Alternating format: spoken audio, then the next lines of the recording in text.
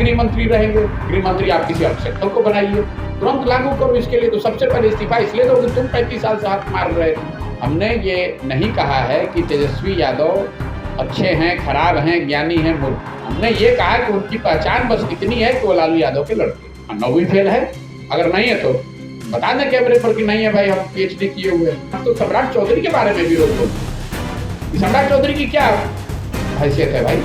तो शकुनी चौधरी के लड़के हैं, इसलिए भाजपा ने भी उनको बनाया है। नीतीश कुमार को खुद नहीं पता है कि वो आज किसके साथ है और 4 महीने के बाद किसके साथ है। तो नीतीश कुमार उम्र का असर हो गया है, अब बोलना कुछ चाहते हैं, बोल कुछ और जाते हैं। नमस्कार, मेरा नाम सानू झा है और आप लाइव सिटीज़ मधुबनी से देखना शुरू कर चुके हैं। मधुबनी जिला अंतर्गत झंझारपुर विधानसभा में अभी प्रशांत किशोर जी का आना हुआ है। उनकी जो पदयात्रा है, जनसुराज पदयात्रा को लेकर के अभी मधुबनी जिला में उनका कैंप चल रहा है। संवाददाताओं से बातचीत करने के दौरान उन्होंने कई सारी बातों को स्पष्ट ढंग से रखते हुए सवाल सरकार से पूछा है। कहा कि ये जो जातीय गणना का रिपोर्ट आया है और जो भी जातियाँ उपेक्षित है, उस जाति के उपेक्षित होने का श्रेय किसे जाता है? यही 35 साल से राज कर रहे थे अभी भी मैं कह रहा हूं कि चाहे मुझ पर कितना भी कटाक्ष लालू प्रसाद यादव की बेटी कर ले, मैं अभी भी पूरा क्लेम के साथ ये कह रहा हूं कि तेजस्वी प्रसाद यादव 9वीं फेल हैं। अगर उनमें थोड़ी सी भी विद्वत्ता है तो प्लेटफॉर्म पर आकर के साबित करें कि किस क्षेत्र से उनमें कितनी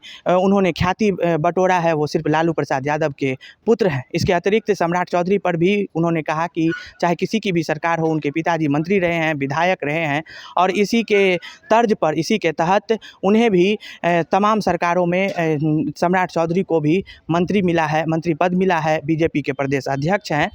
और नीतीश कुमार को लेकर के भी उन्होंने कई सारी बातों को स्पष्ट ढंग से रखते हुए भविष्यवाणी भी कर दिया है। क्या कुछ वो उन्होंने भविष्यवाणी किया है, देखिए इस वीडियो में। खुद प्रशांत किशोर जो मधुबनी आए, वो क्या कुछ कह रहे हैं। देखिए, मांझी जी ने क्या कहा मुझे पता नहीं है। मैं जो इस पे पहले से कह रहा हूँ कि आपने सर्वे करा लिया और सर्वे के आधार पर आप कह रहे हैं कि समाज का एक बड़ा वर्ग आर्थिक, सामाजिक, राजनीतिक तौर पर वंचित रह गया, उसको लाभ नहीं मिला। तो अगर लाभ नहीं मिला तो पहला सवाल ये है कि लाभ आखिर मिल किसको रहा है? पिछले 35 वर्ष से तो 2 ही आदमी सत्ता में बैठे हैं, वो हैं लालू जी और नीतीश जी। तो अगर वंचित समाज के लोगों को विधायकी में या लोकसभा में टिकट नहीं मिला, लड़ने का अवसर नहीं मिला, तो उसके लिए जिम्मेवार कौन है?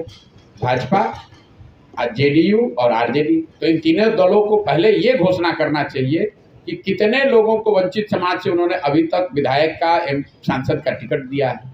दूसरा बात, कितने इनके दलों में ऐसे विधायक, सांसद हैं जो इन वर्गों के हैं, जो जीत कर आए हैं। और तीसरा जो सबसे महत्वपूर्ण बात है, जो मांझी जी बता रहे हैं कि भाई जो विधायक जीत कर आए हैं, अभी आपके मंत्रिमंडल में कितना आपने प्रतिनिधित्व दिया है, वो बता दीजिए। मतलब ये तो ऐसे हुआ चोर मचाए शोर। भाई वंचितों का अगर हक मारा गया है, जो कि दिख रहा है, तो मारने वाले तो आप ही दोनों लोग हैं। आप ही दोनों तो बैठे हुए हैं। तमिलनाडु के लोगों ने तो बिहार के वंचितों का हक मारा नहीं। भाई राज्य सरकार जो आज यहाँ बिहार में चल रही है, उसका इस वित्तीय वर्ष में बजट है बिहार सरकार का 2,46,000 करोड़ और 60% उस बजट का सीधा 60% राशि जिन विभागों के पास है, उसके मंत्री 2 व्यक्ति हैं, नीतीश कुमार और तेजस्वी यादव। तो अगर आपको वंचित समाज को या जो समाज छूट गए हैं उनको भागीदारी देनी है, तो उन्हें उन समाज के जीते हुए विधायकों को वो विभाग देने चाहिए। तेजस्वी यादव क्यों पथ निर्माण मंत्री रहेंगे? अल्पसंख्यक कल्याण मंत्री कोई मुसलमान क्यों रहेगा? उल्टा क्यों नहीं कर देते? पथ निर्माण विभाग आप किसी अल्पसंख्यक आदमी को दे दीजिए। नीतीश कुमार काहे गृह मंत्री रहेंगे? गृह मंत्री आप किसी अल्पसंख्यक को बनाइए, किसी पिछड़े को बनाइए। तो अगर हकमारी हुई, क्योंकि वो कह रहे हैं, तो हकमारी हुई तो तुरंत भाई तुरंत लागू करो। इसके लिए तो सबसे पहले इस्तीफा इसलिए दो कि तुम 35 साल से हक मार रहे थे। जो शर्ट के ऊपर गंजी पहन ले वो यहाँ का नेता है, जो बदमाशी करे, लूट मार करे, भ्रष्टाचार करे, चोरी करे, वो बड़ा नेता है। और आप कह रहे हैं कि वो बड़े लोग नहीं दिख रहे। तो मैं तो बहुत खुश हूँ कि वो बड़े लोग नहीं दिख रहे हैं। जिसको जो बयान देना है दे। मैंने जो बात कही उसको रोज रिपीट कर रहा हूँ, आज फिर से रिपीट कर देना। हमने ये नहीं कहा है कि तेजस्वी यादव अच्छे हैं, खराब हैं, ज्ञानी हैं, मूर्ख हैं। हमने ये कहा कि उनकी पहचान बस इतनी है कि वो लालू यादव के लड़के हैं, क्योंकि उन्होंने 9वीं फेल है। अगर नहीं है तो बता दें कैमरे पर कि नहीं है भाई, हम PhD किए हुए हैं। मैंने क्रिकेट की बात कही भाई, मैं पत्रकारों ने कहा कि उनकी जब बात की तो मैंने कहा भाई उनकी पहचान क्या है? उनकी पहचान तो बस इतनी ही है कि वो लालू यादव के लड़के हैं। इसके अलावा पढ़ाई के क्षेत्र में, खेल कूद के क्षेत्र में, सामाजिक कार्यों के क्षेत्र में अगर उन्होंने कोई पराक्रम किया है तो वो बता दें, हम लोग भी उसको सीख लेंगे, उसको नोट कर लेंगे। वो तो खुद उछल रहे हैं वो लोग कि हम उनको अज्ञानी बता रहे हैं। हम कहाँ बता रहे हैं? हम तो खाली जो फैक्ट है वो बता रहे हैं। मान लीजिए कि हमारे बाबूजी डॉक्टर थे तो हम नहीं रोज कह रहे कि हमारे बाबूजी डॉक्टर थे, हमारे दादा बैलगाड़ी चलाते हैं, हम तो रोज कहते हैं। तो अगर आपके बाबूजी मुख्यमंत्री हैं तो आपको बताया जाएगा भाई आपके मुख्यमंत्री बाबूजी थे, इसीलिए आप हम बैठे हुए हैं कुर्सी पर। इसमें बुरा मानने की क्या बात है? अगर हम गलत कुछ उनके लिए कह रहे हैं जो नहीं है सत्य, तो उसका खंडन कर दें, बता दें कि भाई आप बिल्कुल झूठ फैला रहे हैं समाज में, हम तो पीएचडी हमने किया हुआ है, हमने इस यूनिवर्सिटी से ये डिग्री ली है। आप जितने पत्रकार यहाँ बैठे हैं, आपको भी समाज का अनुभव है। आपके अपने बच्चे अगर जो उन्होंने 9th पास नहीं किया है, उसको आप यहाँ बिहार में कोई नौकरी दिला सकते हैं? वो इसलिए मिल रही कि वो लालू यादव के लड़के, यही तो फैक्ट हम आपको बता रहे हैं। इसमें इतना घबराने की क्या जरूरत है? और जहां तक परिवार की बात है, किसी ने कहा कि भाई तो खाली लालू जी के परिवार के बारे में बोल रहे हैं। हम सबके बारे में, हम तो सम्राट चौधरी के बारे में भी रोज बोलते हैं। सम्राट चौधरी की क्या हैसियत है भाई? तो शकुनी चौधरी के लड़के हैं, इसलिए भाजपा ने भी उनको बनाया है। शकुनी चौधरी कांग्रेस की सरकार थी तो उसमें भी विधायक मंत्री थे, लालू जी का दौर आया तो उसमें विधायक मंत्री हो गए, फिर नीतीश जी का दौर आया तो उसमें विधायक मंत्री हो गए, मांझी जी मुख्यमंत्री बने तो उसमें भाग के भी विधायक मंत्री बन गए। आज अभी उनको भाजपा का दौर दिख रहा है तो भाजपा को भी और कोई नहीं मिला है, उनको एक बड़े नेता के बेटे को ही जगह दिया है उन्होंने भी। प्रखंड में हर लोकसभा में कमोवेश यही स्थिति है, 2, 4, 5 परिवारों ने कब्जा किया हुआ है। घूम फिर कर वो या उनके बच्चे ही किसी न किसी दल से चुनाव लड़ते हैं और मजबूरी में यहाँ की जनता को उन्हीं को वोट देना पड़ता है, चाहे वो लालू यादव के लड़के तेजस्वी यादव हो कि शकुनी चौधरी के लड़के सम्राट चौधरी हो। कोई ऐसा नहीं है जो अपने बल पर आया हो। हम अपनी बात इंडिया गठबंधन को लेकर, बिहार में महागठबंधन को लेकर जो पिछले साल भर से कह रहे हैं वो आपको बता देते हैं। जब नीतीश कुमार ने बिहार में महागठबंधन बनाया, पत्रकारों ने आकर पूछा सर इसका देश पर असर क्या होगा? मैंने उस समय कहा देश पर इसका असर 0 होगा। ये राज्य स्पेसिफिक घटना है। नीतीश कुमार और आरजेडी, तेजस्वी यादव, लालू यादव की अभी उतनी ताकत नहीं है कि वो देश की राजनीति को प्रभावित कर सकें। बिहार में वो बड़े चेहरा हो सकते हैं।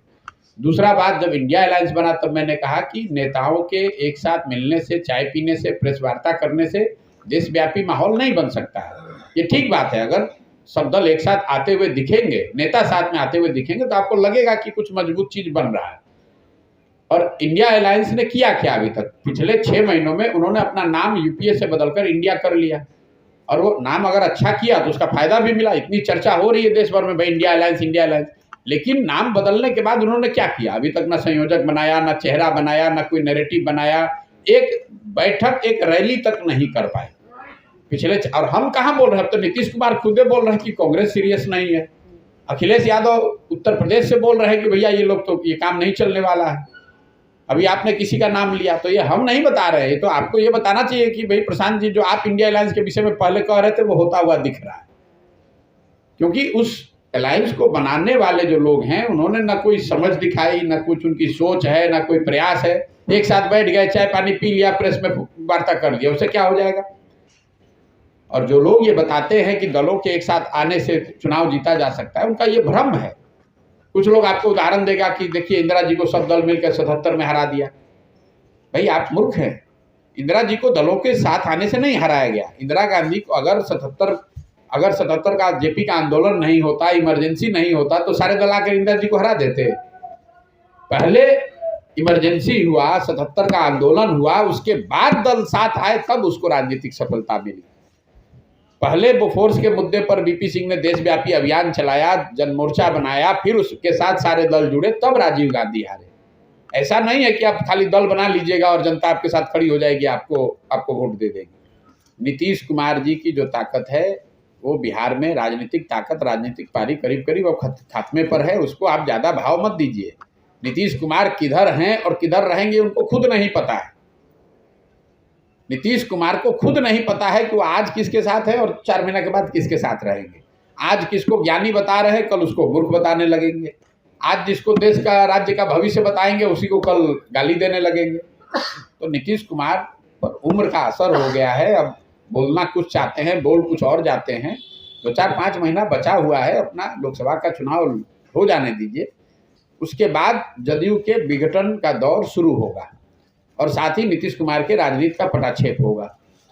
बहुत दिन हो गया, 30-35 साल से बिहार की जनता देख देख के थक चुकी है और मैं ये बात आपको रिकॉर्ड कह रहा हूँ। लोकसभा चुनाव के बाद जदयू का एज ए दल राजनीतिक विघटन हो जाएगा। नीतीश कुमार के राजनीतिक पारी का करीब करीब ये अंतिम समय चल रहा है। जितने दिन चलना है अब चल ले, इसके आगे कुछ होने वाला नहीं। जो हाथ पांव मारना है मार लीजिए और किसी को इसकी चिंता नहीं है कि नीतीश कुमार किधर है। इवन आरजेडी को भी इसकी चिंता नहीं। आरजेडी भी यही सोच रहा है कि इनका खत्म हो कहानी, तो उसके आरजेडी भी वही सोच रहा है, भाजपा भी यही सोच, सब यही सोच रहे हैं कि इनकी कहानी खत्म। तो देखा आप लोगों ने जिस तरीके से मधुबनी जिला अंतर्गत प्रशांत किशोर का अभी आना यहाँ हुआ है। उन्होंने कहा कि मैं दावे के साथ कह रहा हूँ, जिस तरीके से बंगाल में मैंने भविष्यवाणी किया था ठीक उसी प्रकार दावे के साथ कह रहा हूँ कि नीतीश कुमार को आप लोग उतना तरजीह नहीं दीजिए, वो अब समाप्ति के कगार पर हैं।